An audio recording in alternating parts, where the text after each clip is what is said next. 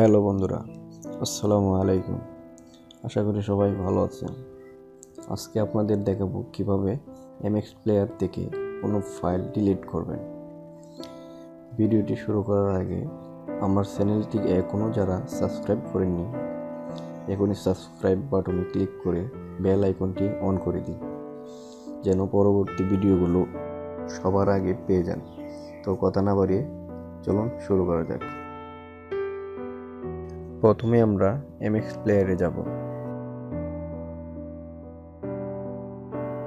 তারপর যে ফাইলটা ডিলিট করব সেটা সিলেক্ট করব, তারপর আমরা ডিলিট বাটনে ক্লিক করব।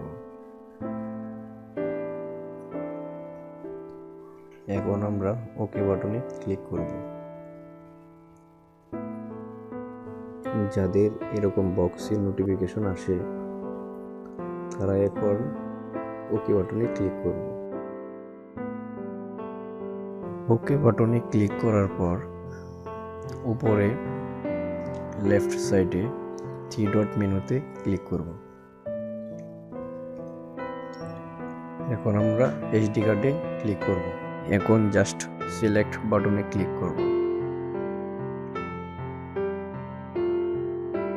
এখন দেখুন, আবার পুনরায় ফাইলটি ডিলিট করার চেষ্টা করব।